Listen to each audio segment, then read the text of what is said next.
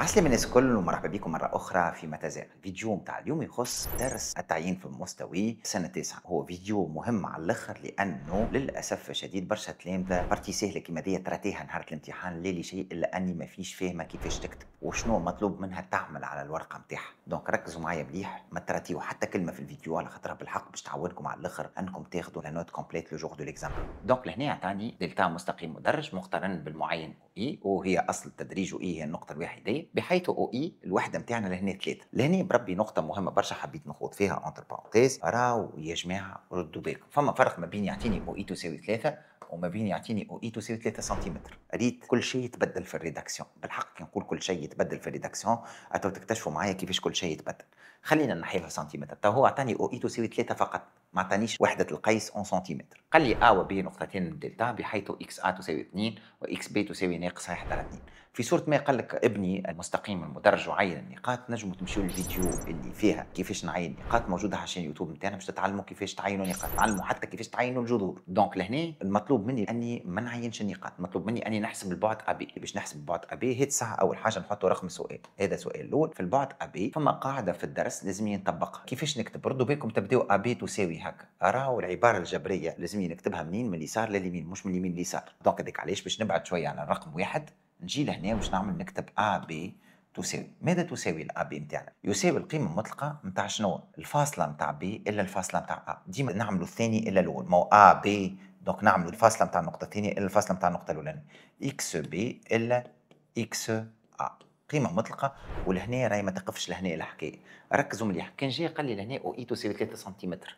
المتفقد نتاع التعليم الاعدادي نتاعنا هو اللي قالوا الكلمه دي، المتفقدين نتاع الرياضيات مش الاساتذه. قالوا اللي لو كان نعطيك انا او اي 3 فقط بدون وحده، لهنا مطالب تضرب في او اي. دونك تضرب فيش؟ في او اي اللي هي تساوي 3، واللي انا باش نعوضها من بعد باش نجم نحسب البعد ابي باش نعوضها بالقيمه نتاعها اللي هي 3. كان لهنا قال لي او اي تساوي 3 سنتيمتر، لهنا ما نضربش في الاو اي، نولي ديريكت نعمل ا بي تساوي قيمه مطلقه نتاع اكس بي الا اكس ا وناقف غادي.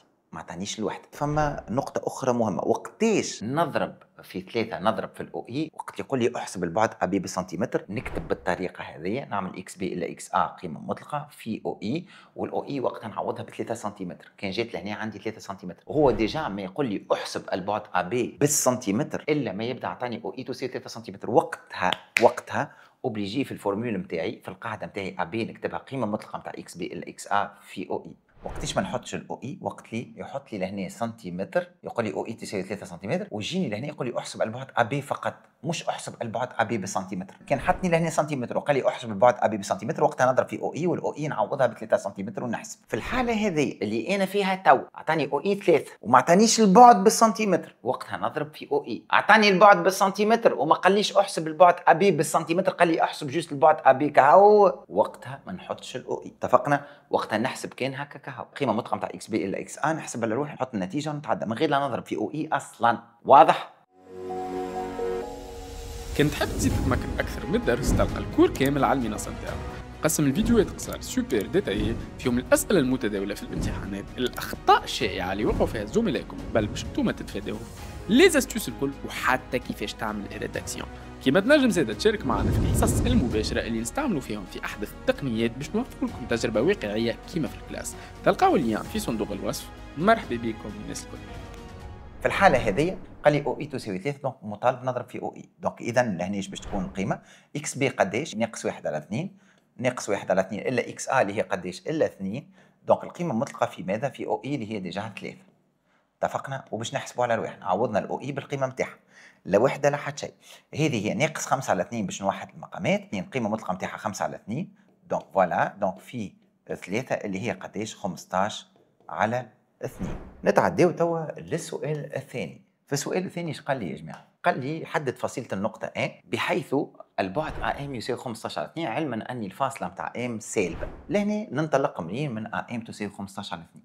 دونك باش ننطلق من AM تساوي 15 على 2، AM تساوي 15 على 2، ونعوض نكتب الفورمول نتاعي. ماذا يعني الكلام هذا؟ يعني قيمه مطلقه نتاع الفاصله نتاع ام الا الفاصله نتاع ا، ديما ثاني الا لو، في ماذا؟ لهنا ردوا بالكم في البعد او اي، لانه ما عطانيش الوحده. غادي ردوا بالكم تنساو البعد او اي. اتفقنا ولا؟ تساوي 15 على 2 ونبدا نحسب على روحي. اكس ام مجهول نلوج عليه، يعني ديما تحت يعني.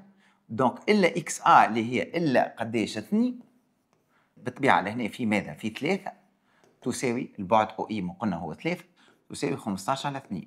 ماذا يعني الكلام هذا؟ تبعوا مليح، الثلاثه ذي باش نختزل لهنا بثلاثه وثلاثه، باش نقسم على 3 لهنا قداش تقعد لي؟ تقعد لي قيمه مطلقه تساوي شنو؟ 5 على 2. دونك القيمه المطلقه نتاع اكس ام الا 2 تساوي 5 على 2. تبعوا مليح، القيمه المطلقه دي تساوي 5 على 2. ايش معناها؟ ايش تقول في رياضيات القاعده؟ القيمه المطلقه نتاع اكس تساوي ا، اذا كان ا موجب ماذا يعني الكلمه هذه؟ اكس تساوي ا او اكس ماذا تساوي؟ ناقص ا. شكون عندي هنا في وسط القيمه المطلقه؟ هو اكس ام الا 2، هي بدها تمثل الاكس لهنا، تساوي 5 على 2 اللي هو موجب. دونك ايش معناها الكلمه هذه؟ معناها اكس ام الا 2 تساوي 5 على 2 او اكس ام الا 2 ماذا تساوي؟ تساوي ناقص 5 على 2. بالطبيعه ما ننساش اللي يعني نتاعي.